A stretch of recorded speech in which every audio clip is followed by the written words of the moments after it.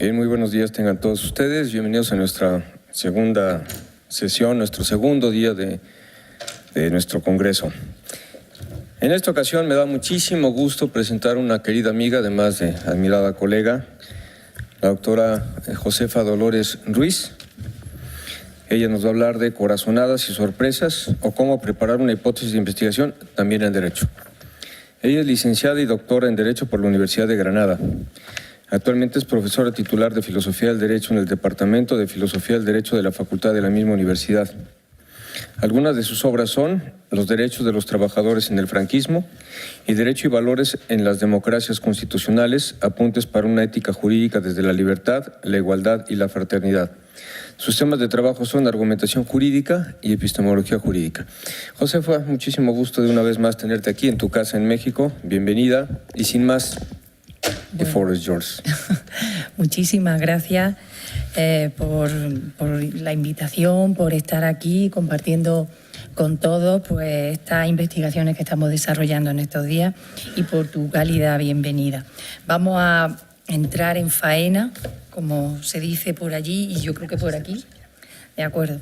Y nada, pues lo que yo les propongo esta mañana es una especie de reflexión por el proceso mediante el cual se generan la hipótesis de los trabajos de investigación a los que actualmente como docentes nos vemos abocados a dirigir, por ejemplo, en el trabajo fin de grado, trabajo fin de máster y, bueno, en su momento tesis doctorales, pero que también son hipótesis que tenemos que plantear y justificar cuando solicitamos proyectos de investigación, por ejemplo, y quiero decir que el planteamiento de la hipótesis como docentes en esta fase de realización de trabajos de investigación o como investigadores es un asunto que nos concierne y nos afecta. Y desde mi punto de vista es uno de los asuntos más difíciles de determinar, encontrar una buena hipótesis de trabajo que sea la guía de la investigación. Lo que yo propongo aquí hoy es tomar como punto de partida para la elaboración de una hipótesis precisamente las sorpresas y las corazonadas, que podríamos decir que son, desde luego, dos puntos de partida un poco sospechosos o cuestionables, porque, claro, la corazonada se asocia a la intuición y la sorpresa a lo imprevisto. No parece que sean elementos racionales, entendiendo la racionalidad según a nosotros nos la han explicado y como nosotros la solemos transmitir a nuestros estudiantes, pues un tipo de conocimiento de tipo explícito, codificado por fases, organizado en métodos, objetivos, resultados, donde todo tiene que aparecer justificado. Aludir a lo intuitivo o a lo imprevisto nos lleva a lo que no se puede explicitar precisamente. Por otra parte, la intuición es un tipo de, bueno, llamémosle también de conocimiento que está asociado con las mujeres. Las mujeres son intuitivas, la intuición femenina. Las mujeres tienen intuición, decía Aristóteles, y los hombres racionalidad. O sea que era algo malo, tiene un sentido negativo la intuición. No obstante, la intuición se va a proponer por algunos de los estudios que a los que voy a hacer referencia esta mañana, se va a proponer precisamente como el punto de partida de la hipótesis de una investigación, con lo cual lo que hacen estos estudios es rehabilitar el conocimiento de la intuición junto, no necesariamente opuesto al conocimiento de la racionalidad, que es el paradigma dominante en Occidente.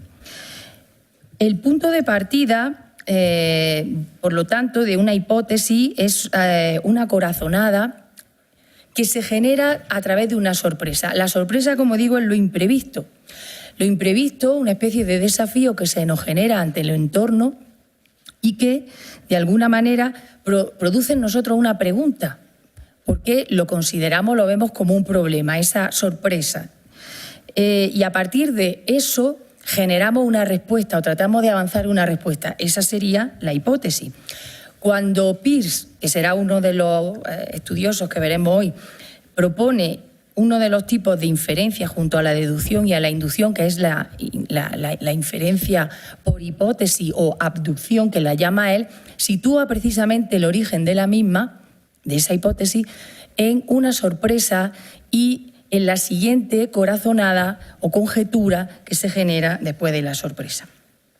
Las aportaciones que vamos a ver se sitúan, podríamos decir, en una, y estos son los presupuestos también de lo que les quiero presentar hoy, se plantean dentro de una crítica al empirismo ingenuo, que podríamos llamar así, ¿no?, que proviene pues, del paradigma dominante de la racionalidad que les digo, atomicista, que distingue entre cuerpo y mente, que separa, que analiza y que tiene como inferencia dominante, digámoslo así, inferencia estrella, la deducción y o la inducción también, sobre todo en el caso del paradigma positivista de las ciencias naturales, la inducción. Al mismo tiempo, en estos presupuestos de partida, lo que yo, por lo menos de la reflexión que yo quiero compartir esta mañana, surge la idea de que investigamos pues, para cumplir una determinada finalidad. Esto también implica una ruptura con el paradigma anterior, porque implica un carácter pragmático dentro de la investigación, una dimensión pragmática. Alguien puede decir, no, hombre, yo es que estudio por el conocimiento en sí, por en sí mismo por el conocimiento, pero es que si todos lo hiciésemos así, quizá hubiéramos desaparecido como especie. Es decir, si de vez en cuando no resolviéramos las sorpresas que el medio, que el entorno nos plantea y que son problemas de supervivencia como especie, pues hubiéramos desaparecido como tal. En este sentido, el problema es por lo tanto central. El problema implica un desafío del medio, de nuestro entorno hacia nosotros, que supone una ruptura de la normalidad esperada, de lo que normalmente podemos explicar con los conocimientos que poseemos. Ese problema genera esta hipótesis que digo que es la teoría, en grado de tentativa, si lo quieren así, que guía la investigación. Eso es algo que no tenía en cuenta el paradigma positivista o este paradigma racionalista dominante. Es como si la investigación fuese sola por sí misma sin presuponer la teoría y la teoría fuera el punto de llegada. Pero ustedes se imaginan a Darwin, señor Darwin, ¿por qué va usted en el Baggage? Es que estoy aburrido, hace mal tiempo en Londres, me voy a dar una vuelta. Mira, una iguana.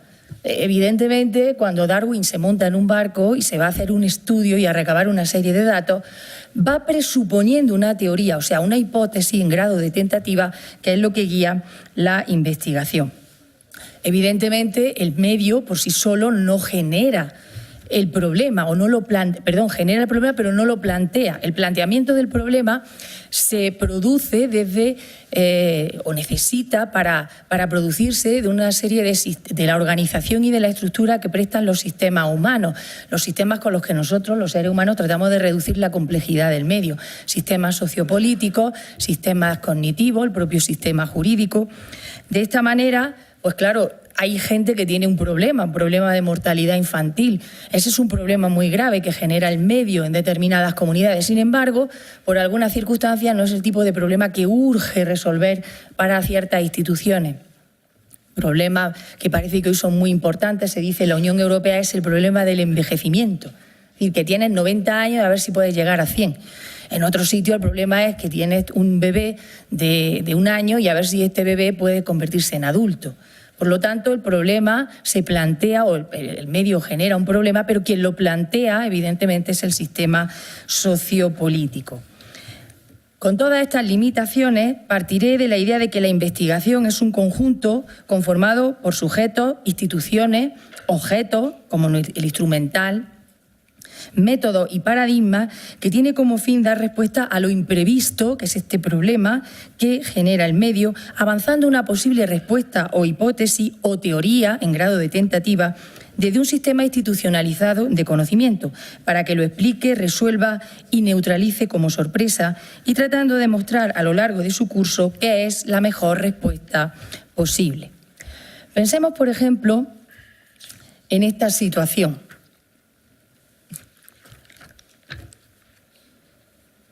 Una situación, no sé si conocen estas imágenes.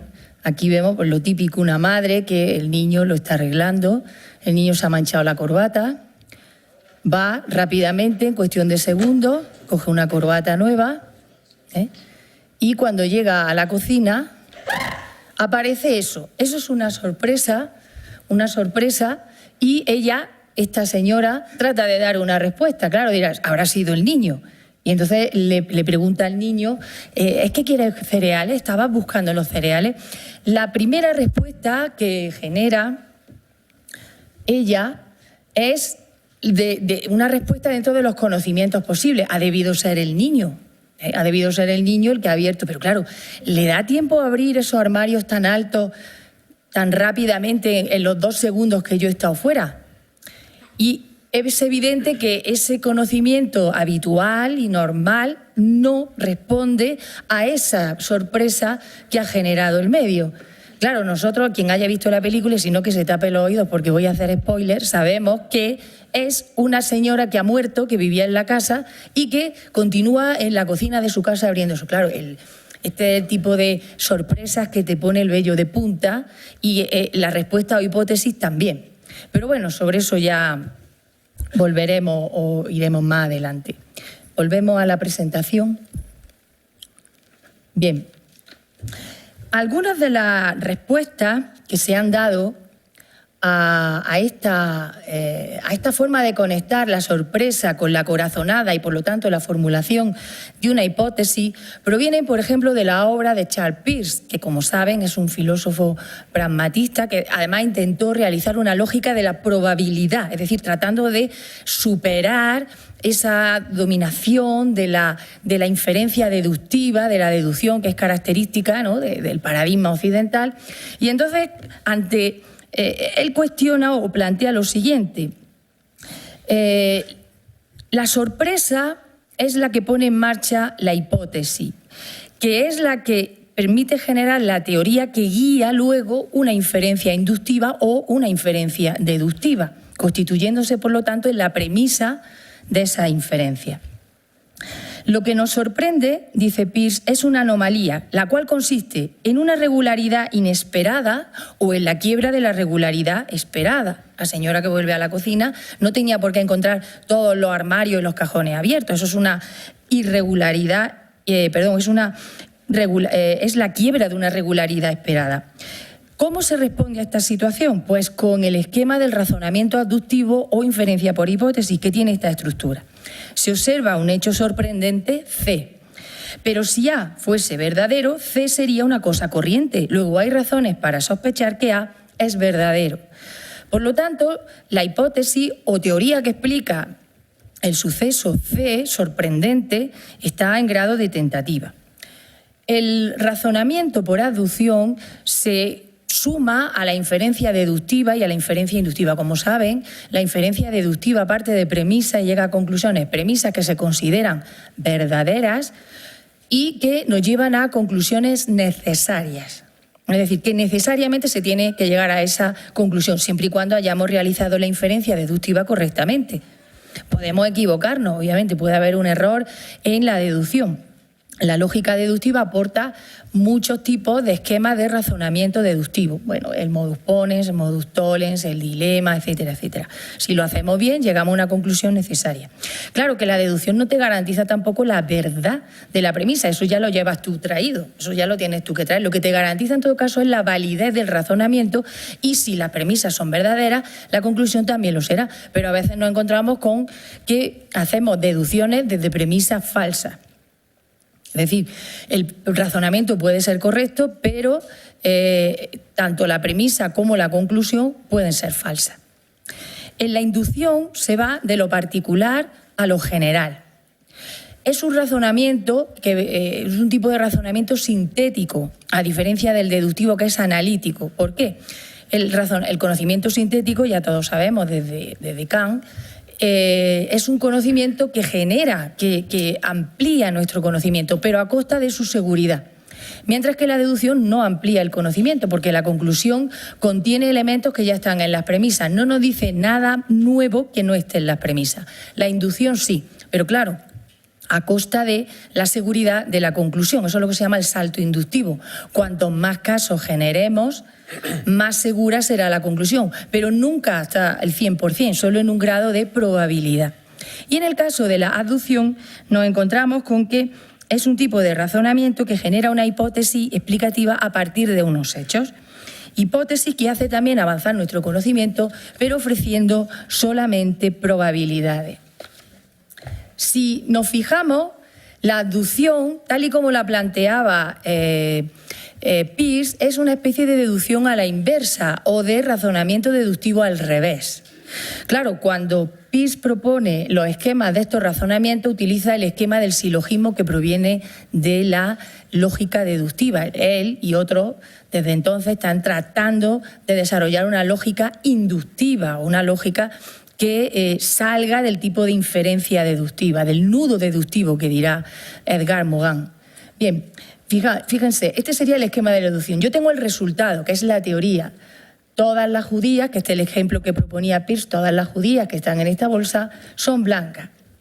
Un caso, estas judías son de esta bolsa. Y un resultado, estas judías son blancas. Podría hacer esto sin mirar siquiera a las judías, sabiendo que las judías son blancas, que me puede venir por revelación o porque lo he observado. Sabiendo que esas judías son de la bolsa, yo llego a la conclusión de que esas judías son blancas sin necesidad de mirarlas. Si se fijan, en el caso de la abducción se cambia, se altera. Se parte también de una teoría, pero en grado de tentativa, es una hipótesis. Y lo que tenemos es que se le da la vuelta y aparece en primer lugar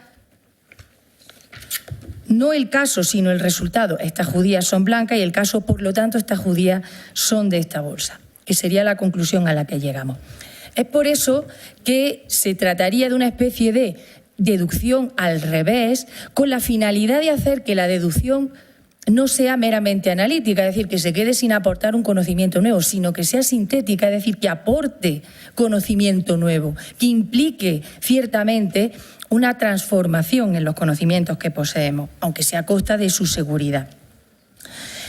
Esta visión de la deducción inversa, curiosamente, aparece en un texto de literatura, Estudio en Escarlata, de Arthur Conan Doyle, donde nos recoge una de las aventuras de Sherlock Holmes, el detective Sherlock Holmes, que en uno de sus diálogos con Watson, pues utiliza esta expresión, esta idea de deducción al revés y de razonar por síntesis. Debemos entonces concluir que Arthur Conan Doyle estaba familiarizado con la obra de Charles Peirce. Hay un fragmento en el que aparece muy bien recogido, ejemplificada, esta sorpresa o esta cosa que genera una hipótesis, ¿no? Que genera una hipótesis explicativa. Dice Sherlock Holmes: los de nuestros días no son crímenes ni criminales. ¿De qué sirve en nuestra profesión tener talento? Yo sé bien que lo poseo dentro de mí como para hacerme famoso. Ni existe ni ha existido jamás un hombre que haya aportado al descubrimiento del crimen una suma de estudio y de talento natural como los míos. En España diríamos: este hombre no tiene abuela, porque se lo dice del todo. ¿Con qué resultado?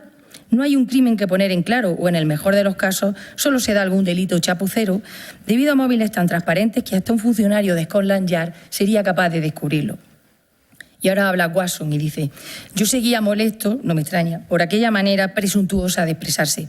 Pensé que lo mejor era cambiar de tema y pregunté, señalando con el dedo a un individuo fornido, mal vestido, que se paseaba despacio por la calle, mirando con gran afán a los números y que llevaba en la mano un ancho sobre azul y era evidentemente portador de un mensaje.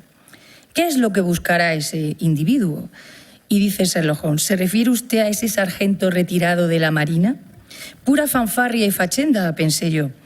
Sabe bien que no tengo manera de comprobar si su hipótesis es cierta. Apenas había tenido tiempo de cruzar por mi cerebro esta idea cuando el hombre al que estábamos observando descubrió el número de nuestra casa, cruzó presuntuoso la calzada. Oímos un fuerte aldabonazo y una voz de mucho volumen debajo de nosotros y fuertes pasos de alguien que subía la escalera. Para el señor Sherlock Holmes, dijo entrando en la habitación y entregando la carta a mi amigo. Allí se ofrecía una ocasión de curarle de su engreimiento. Lejos estaba el de pensar qué ocurriría cuando lanzó al buen Tuntún aquel escopetazo. ¿Me permite, buen hombre, que le pregunte cuál es su profesión?, dije yo con mi voz mandulzona. Ordenanzas, señor, nos contestó Gruñón. Tengo el uniforme arreglándose. ¿Y qué era usted antes?, le pregunté dirigiendo una mirada levemente maliciosa a mi compañero. Sargento de la Infantería de la Marina Real, señor. ¿No hay contestación? Perfectamente, señor. Hizo chocar los talones, marcó el saludo con la mano y desapareció. ¿Cómo se las arregló para hacer tal deducción?, le pregunté. ¿Qué deducción?, me contestó Holmes. ¿Cuál ha de ser? La que era sargento retirado de la Marina. ¿De modo que usted no fue capaz de ver que era sargento de la Marina? En modo alguno. Desde lo alto de la calle, dice Holmes, pude distinguir cuando él estaba en el de enfrente que nuestro hombre llevaba tatuado en el dorso de la mano una gran áncora. Eso olía mal, a mar. Pero su porte era militar y tenía las patillas de reglamento, así que teníamos a un hombre de la Marina de Guerra. También tenía ínfulas y aires de mando. Debió haberse fijado usted lo erguido de su cabeza y en el vaivén que imprimía en su bastón. «Asombroso», exclamé yo. «Es de lo más corriente».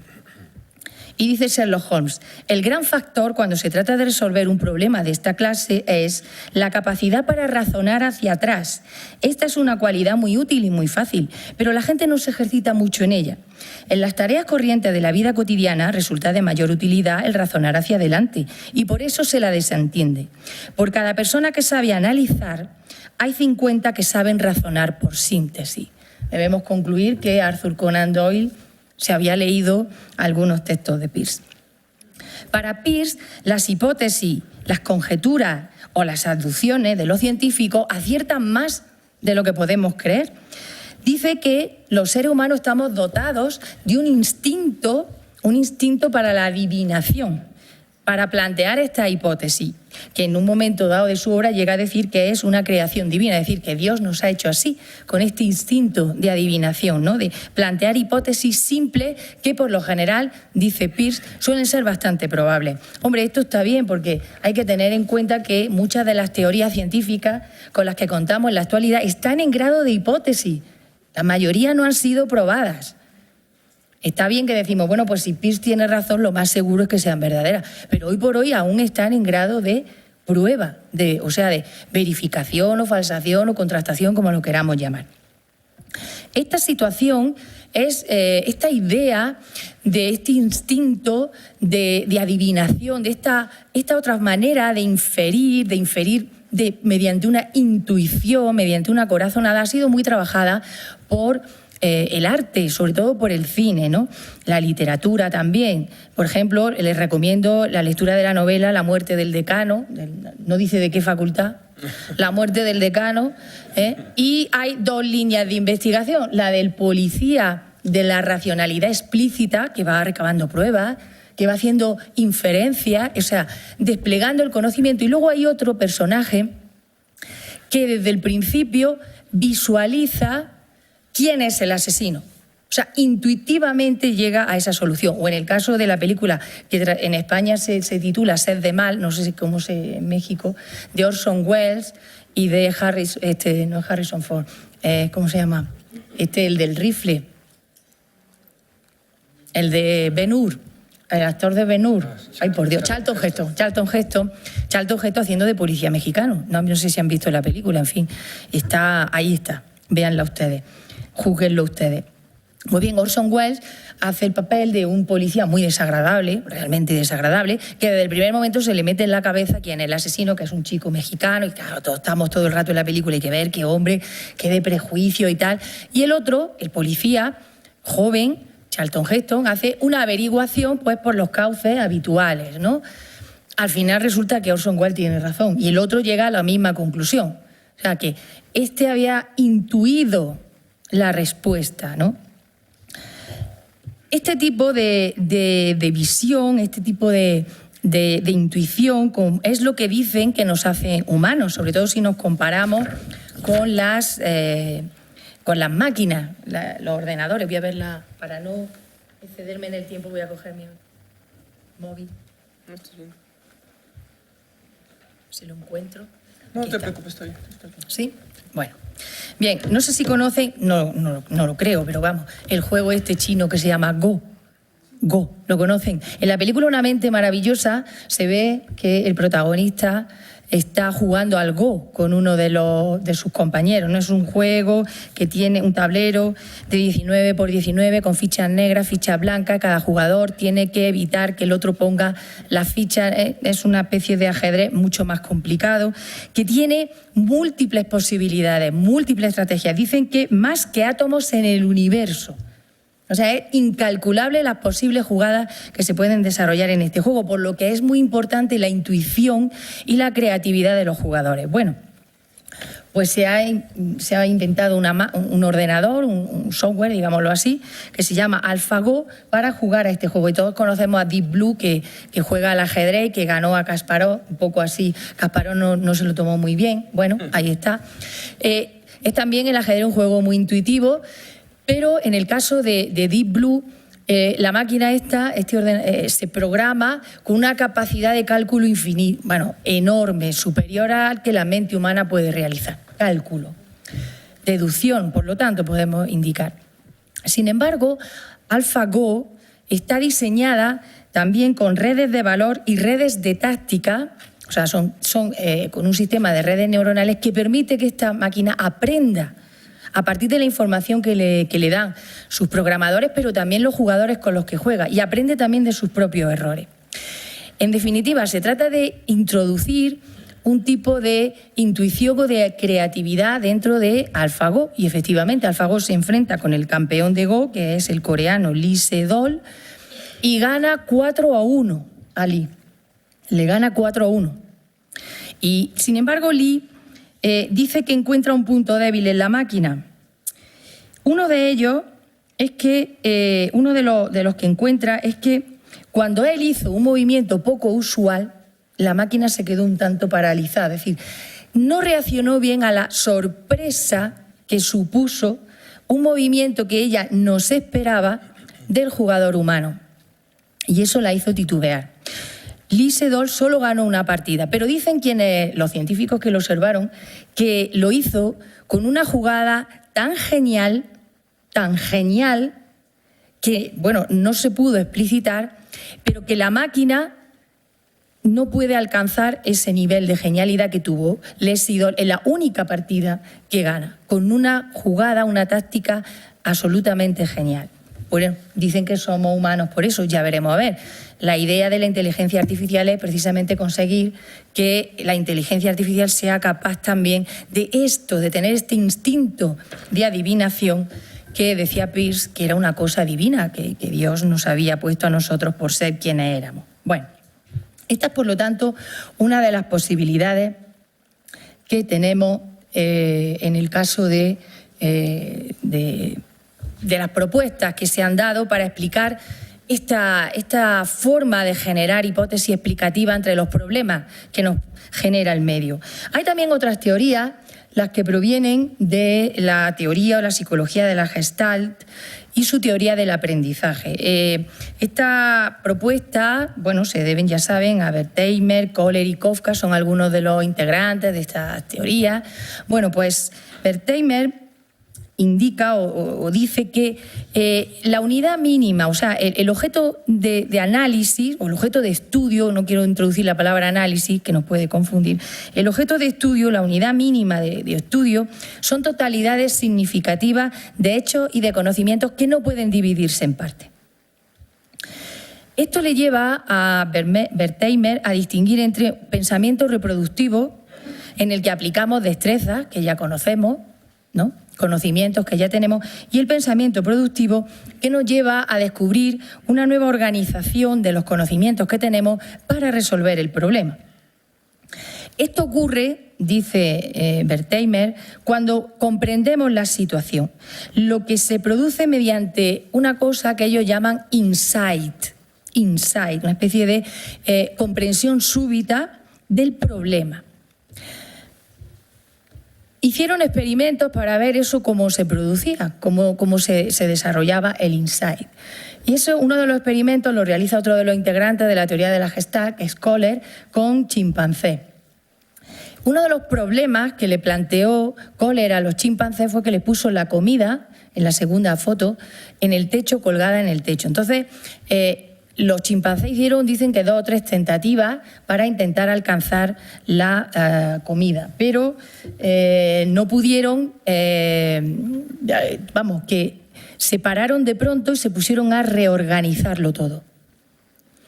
Por lo tanto, la conclusión fue que no aprenden a través del error, de la tentativa y del error, sino que se paran un momento y realizaron una reflexión, nada más y nada menos. Reinterpretaron la situación, reorganizaron, hicieron una especie de análisis introspectivo de sus propias conductas y hallaron la solución. Pusieron una serie de cajas y alcanzaron la comida. Bueno, esto indicaría que también los animales supuestamente no humanos, como los chimpancés, también son capaces de plantear hipótesis o soluciones a los casos que en este caso se contrastan como verdaderamente resolutivas, como una solución al problema.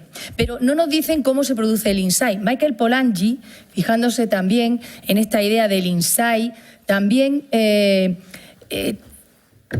basándose incluso en la teoría de la Gestalt, nos habla del aprendizaje latente, él lo llama así, aprendizaje latente, que es un aprendizaje que consiste en actos interpretativos basados en la comprensión. Nosotros, cuando tenemos un problema, vamos tanteando algunas soluciones parciales que no son meras repeticiones, dice Polanyi, no son meras repeticiones de conocimientos que tenemos, sino que ya son actos de aprendizaje, es decir, de transformación del conocimiento.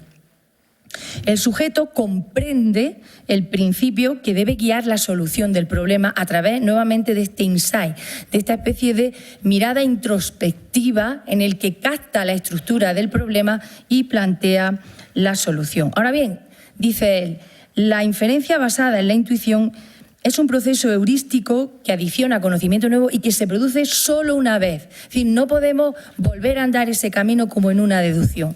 Es un acto de creación, es un acto de invención, de descubrimiento, nos dice Polanyi. Esa idea del insight, de la intuición, como acto de descubrimiento, lo aplica Richard Posner, curiosamente, al conocimiento judicial. Y dice, la intuición es una facultad que permite realizar un juicio rápido sin llevar a cabo un balance consciente entre los posibles cursos de la acción. Es un conocimiento abreviado de conocimientos más o menos racionales o racionalizables que aporta a la formación y la experiencia, en este caso jurídica. Puede incorporar un conocimiento científico racional, práctico técnico, pero del que no somos conscientes en el momento en el que generamos la respuesta. Por lo tanto, la intuición no es un acto de adivinación mágica, es un acto en el que ponemos en funcionamiento y reorganizamos conocimientos que ya poseemos. Pueden ser conocimientos teóricos, pueden ser conocimientos prácticos, pueden ser también elementos que provienen del sentido común, de ese conocimiento sociocultural que tenemos. John Dewey llama a este pensamiento reflexivo, que se pone en marcha cuando se genera en nosotros un problema, una duda, una vacilación. Eso, dice él, nos lleva a investigar. Por eso todos nuestros conocimientos son provisionales, los conceptos que tenemos. En su teoría del aprendizaje nos dice, es muy importante generar en el alumnado estas vacilaciones y estas dudas que les haga cuestionar y reconfigurar y reordenar sus conocimientos. Por eso él era defensor de un aprendizaje por problemas, porque son los problemas los que ponen en marcha la transformación del conocimiento, a partir, claro, de procesos de investigación. El pensamiento creativo es otra fórmula de explicar esto, esta manera de generar hipótesis, que proviene, es una aportación del psicólogo Guilford. Él nos habla del pensamiento creativo, lo cual supone, esta aportación de Guilford, una concepción de la inteligencia totalmente diferente a la que venía dominando la psicología, obviamente desde un paradigma de conocimiento que le he dicho que supera estas dicotomías cuerpo-mente, parte todo, ¿no? Y dice que los rasgos del pensamiento creador son, primero, tener sensibilidad hacia los problemas. Segundo, fluidez de pensamiento. Esto ya, en fin, cada cual que haga lo que pueda. Originalidad, flexibilidad y redefinición, que es la actitud para resolver problemas, y evaluación. De manera que a lo mejor la hipótesis la tenemos que reformular, que eso era lo que proponía Dewey. Aquí, en este sentido, yo tengo estudiantes que cuando formulan su hipótesis de investigación en un trabajo fin de máster dicen, vaya, pues he contrastado que la hipótesis no es adecuada. ¿Y ahora qué hago? Ahora termino el TFM diciendo, vaya, pues me equivoqué. Digo, no, reformula la hipótesis. O sea, lo que has descubierto te obliga a reformular la respuesta. Pero ella pensaba que la honestidad la llevaba a no reformular, a mantener fija esa primera solución que aportó. La hipótesis se puede reformular conforme dentro de esta idea de flexibilidad y de readaptación, ¿no? Para Guilford fue además el que introduce la idea de pensamiento divergente y pensamiento convergente. El pensamiento divergente es el pensamiento que permite crear alternativas nuevas y lógicas, mientras que la producción convergente es crear información a partir de información dada. Para Guilford, la creatividad no está en el pensamiento divergente, sino en un tipo de operación mental, en un tipo, de producto mental que él llama transformación, que tiene que ver con los cambios en elementos ya dados. Cambios en elementos ya dados. Como saben, el concepto de pensamiento divergente ha dado lugar a una clasificación de estilos de aprendizaje y bueno, ya en literatura y en cine, ¿no? La trilogía esta de Divergente, que no sé si conocen, ¿no? Esta persona, justamente esta chica que no tiene un pensamiento atomizado, no tiene sino que reúne en ella todos los tipos de conocimiento emotivo, cerebral, que están representadas por distintas personalidades y grupos sociales. Bien. Por último, también habla de pensamiento creativo Edward de Bono, que es psicólogo, pero que también ha trabajado mucho en empresas, ¿no? Con su propuesta de los 6 sombreros para pensar, ¿no? Y introduciendo el concepto de pensamiento lateral. El pensamiento lateral, dice Edward de Bono, es el pensamiento que ayuda al desarrollo del pensamiento creativo frente al reactivo, que es el típico pensamiento del conocimiento occidental, pensamiento que se basa en la dialéctica y en el enfrentamiento. Pues el pensamiento lateral permite cambiar conceptos y concepciones. No juega con las piezas ya dadas, sino que busca nuevas piezas o crea nuevas piezas. Para Edgar Morin, esta forma de resolver o la resolución de problemas es un pensar a saltos. Es un pensar a saltos, no tiene linealidad. Curiosamente, cuando se obliga a un alumno a presentar un plan de investigación o un proyecto de investigación, o cuando se presenta un proyecto de investigación de un grupo para financiación, nos obligan a presentar de manera lineal la investigación. Pero Edgar Morin dice que es un pensamiento a saltos. Lo que pasa es que luego siempre hay que volver al nudo deductivo, es decir, nuevamente a la inferencia deductiva, o sea, nuevamente al razonamiento analítico. Es un razonamiento que,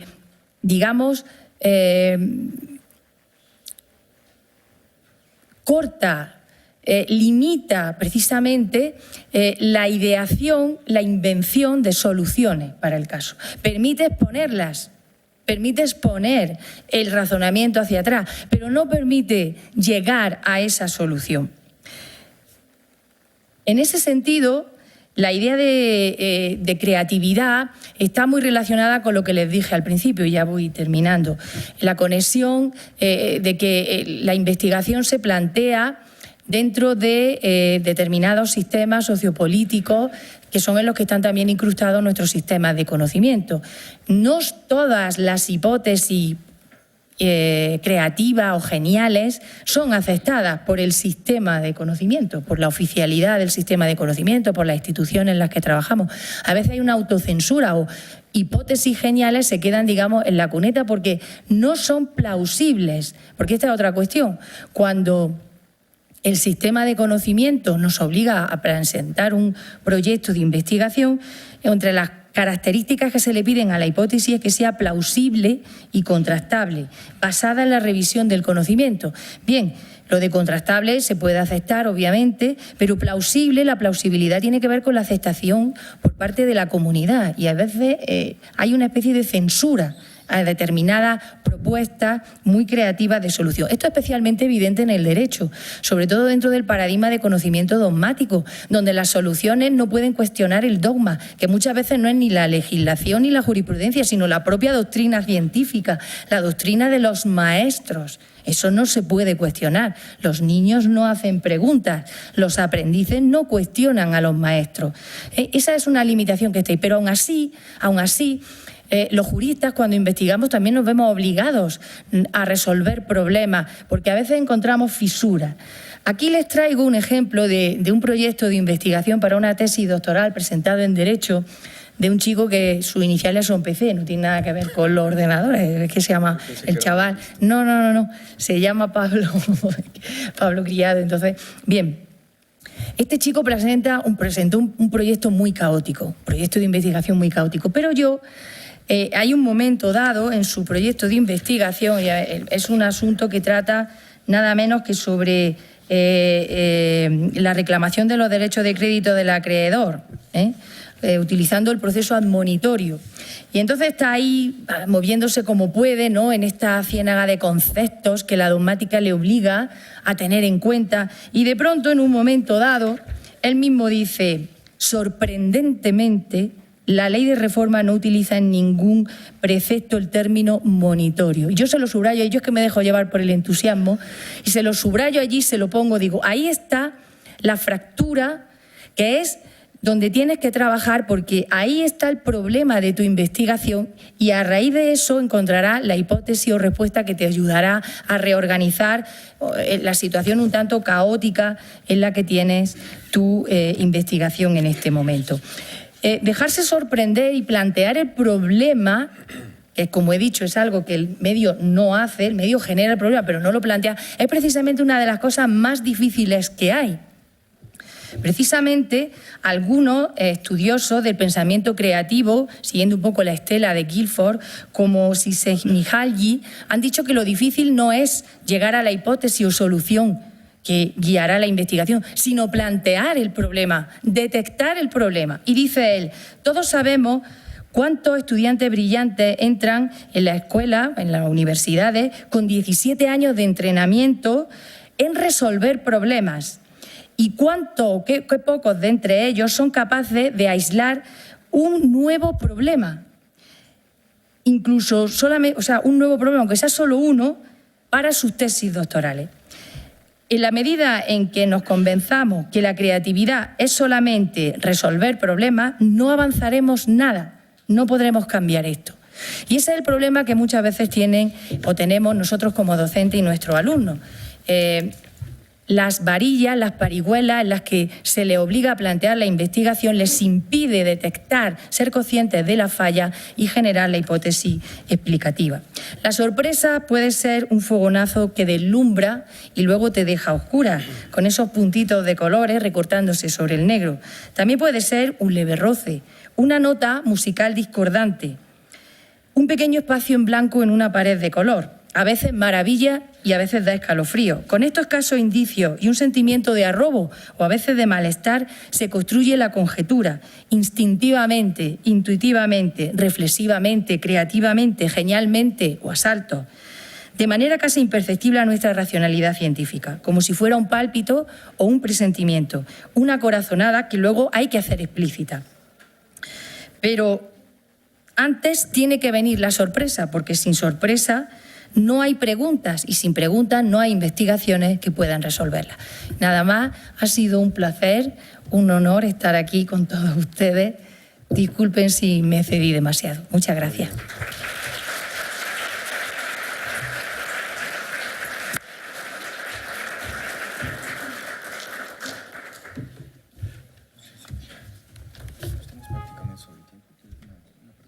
Sí, si alguien quiere preguntar. Bueno, quizá estamos muy encima del tiempo ya para contar, pero probablemente si te mandan las preguntas por correo electrónico, sí, ella con todo gusto se las contestaría. Yo cerraría quizá con algún breve comentario. Desde el punto de vista actual, todo lo que nos ha dicho la doctora Josefa Ruiz se ubican en muchas críticas al racionalismo, pero no son críticas especulativas, son críticas soportadas por trabajo experimental. Hay una parte que se conoce como el inconsciente adaptativo. Quien esté interesado pueden buscar un libro que se llama Blink. Y lo que muestra es que una gran parte de nuestra vida cognitiva se construye sin la intervención del consciente y sin procesos de razonamiento. Es decir, el razonamiento más bien es un epifenómeno que está soportado por una serie de procesos previos sobre los cuales no tenemos control consciente. Por ejemplo, cuando llegamos a la primaria y nos enseñan la conjugación de los verbos, ya sabemos conjugar. Nadie nos enseñó explícitamente. Fue el inconsciente adaptativo. Ese inconsciente adaptativo es el que se encarga de hacer también el trabajo inductivo, razonamiento inductivo y generalización en términos de categorías, que después aplicamos para inferir y hacer instanciaciones con las clases correspondientes. Quizá lo único que a mí me llamó la atención es decir que es la sorpresa. Yo quizá hablaría más bien de la disonancia cognoscitiva.